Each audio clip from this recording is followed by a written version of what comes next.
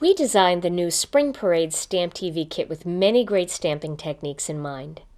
And today I'm going to show you a beautiful background technique called Color on Color Emboss Resist.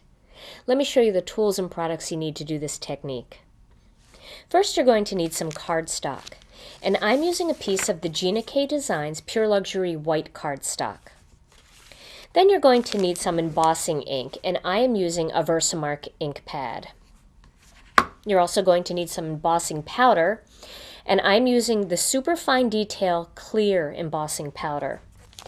I also have an anti-static pad here. This is the Embossing Magic Pad, and this removes static from your cardstock and also any oil or debris that gets onto the surface of your cardstock, so your embossing powder only sticks where you want it. Then you're going to need some ink pads, and I am using 4 of the Gina Designs dye ink pads. This is the Honey Mustard, the Ocean Mist, the Dark Sage, and this is our Fresh Asparagus. You're also going to need some sponge daubers, and I have 4 of our jumbo sponge daubers. Now, I know these look dirty, but these have been washed under warm water, and I used a little bit of dish soap on it and rinsed them all out, and although they're stained, they're perfectly clean, so you can use these over and over again. And the last thing you're going to need is a bold, chunky stamp. And this is one of the brand new stamps from the new Spring Parade Stamp TV kit. This is from the Dreams Take Flight stamp set. And you'll notice that this is the red rubber, and it's mounted on cling cushion. They come just like this and all ready to just pop out of the package and stick to your acrylic block. When you're all done stamping, you can just clean this stamp off with some stamp cleaner and then put it back into the package. And I love how closely cut our red rubber is. There's really no need to use any kind of stamp positioner because we're cut right, just about right up to the edge of all of our images, so it's very easy for placement. So to begin, I'm going to start by creating some different color ink blotches all over this piece of cardstock. So I'm going to start with the Fresh Asparagus ink, and I'm going to ink up a sponge dauber, and then I'm going to create some swirly lines going through, just like this. Do a couple more here, one here, and one over here. Okay, so now I have a little bit of the Fresh Asparagus laid down here. My next color I'm going to use is the Ocean Mist.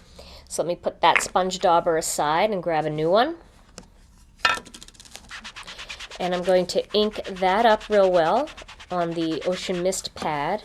And then I'm going to add some of that color into this Fresh Asparagus. Just doing nice swirls, kind of going over some of those areas. It's okay to go over the areas you've already colored. My next color is going to be the Honey Mustard. And again, I'm going to grab another new sponge dauber. Not a new one, but one that hasn't been used since it was cleaned last. And I'm going to add some of this in to different parts of the project. You can see I'm just overlapping all over the place. And then you can go back, and if you feel like you need a little bit more of one color versus another color, you can add more. I'm going to add a little bit more Ocean Mist in there because I want a few more blues in my background. So add some of that in there. You can see how pretty, when they mix together, you get additional colors in there. So there we go. So there is my undercolor.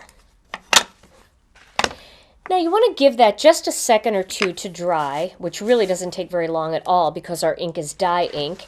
You can blot it with a piece of paper towel if you want, but you can see pretty much nothing comes up on that piece of paper towel because our inks do dry so quickly. My next step is to take the Embossing Magic now and rub that all over the surface of that piece of cardstock that I added the color to. Now, I'm going to grab my Versamark ink, and I'm going to begin to stamp this dragonfly throughout my piece here. Now, it's very difficult to see where you're laying this down unless you tilt it a little bit into the light and you can see the shine from the Versamark. So that probably won't pick up on camera, but you will be able to see the finished project or the finished product from this technique. So I'll stamp one there. I want to make sure I get a good impression. And then if I hold that up to the light, I can see where that is. I'm going to do another one. I really want to make sure I get some of this really pretty mustard in there. So I think I'll do one like here. Okay. Ink that up again a little bit. I'll do one right here. And you can see how big this stamp is. It really covers a lot of area of your surface area of your piece of cardstock, which is great when you're doing a background technique like this. I'll do one here. And then I think I'll add one, maybe a little piece of a wing right over here, maybe even going in the opposite direction. I'll just get one right about here. Okay, and like I said, these are very difficult to see, but you'll be able to see them once the embossing powder gets on there. So now I'm going to grab an index card. You can use an index card or a piece of cut cardstock and just fold it in half to make a little tray. And then I'm going to pour this clear embossing powder on top of all of those dragonflies that I just stamped. And that Versamark is going to grab this embossing powder, but then you're going to have to blow away the excess because it does kind of want to stick a little bit to the cardstock just because that ink that you laid down first is still there. So just blow on it. Make sure that you've gotten all of the excess away. You can kind of see it on an angle. And that should be pretty good. I'm just going to touch it there. Yep, that looks pretty good. Okay, so now I'm going to pour this embossing powder back into the jar here and get it out of the way. And just in case there's any on my cardstock there, I'm just going to flip that over to the other side. All right. So now I'm going to emboss this using my heat tool. And you'll be able to see the dragonflies come up nice and shiny. And once they get shiny, stop right away and move on to the next one because you want that to remain shiny. You don't want to overcook them or they'll burn. You can see the shine there. See that reflecting? So let me just turn this one and do the rest of these.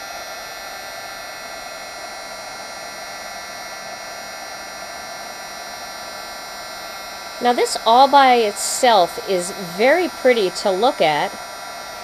Up close you see the shine reflecting in the dragonflies, but all of the other areas are matte. So I'll show you what that looks like here. So if you turn them, you can see there's dragonflies there. But we want these dragonflies to really stand out. We want them to pop right off of that paper. So I'm going to get a dark color. And you always want your overcolor to be much darker than your undercolors. So that's why I've chosen to use the dark sage. So I'm going to ink this dark sage, this sponge dauber up with some dark sage. And then I'm going to begin to, in a swirly motion, put this color all over the background, right over all of those dragonflies. See that? See the way they're coming up. I'm going to make sure I have plenty of ink on that sponge.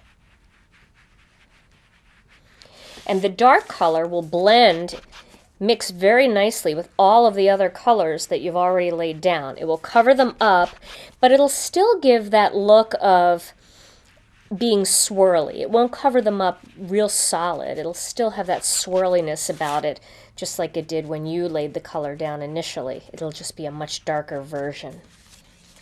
So there are my dragonflies. Now we really want to bring those dragonflies out, so that's where a piece of paper towel comes in handy. You want to take that paper towel and you want to rub all over the surface of the dragonflies, and that will remove any ink that's just kind of laying on top of your embossed images.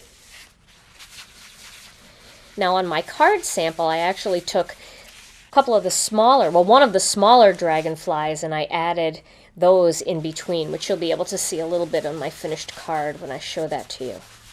So there is a beautiful background, and you can see how all of that undercolor stays swirly and beautiful underneath, and then the top color, the overcolor, just mutes that whole background, so those images just pop right off of your piece of cardstock.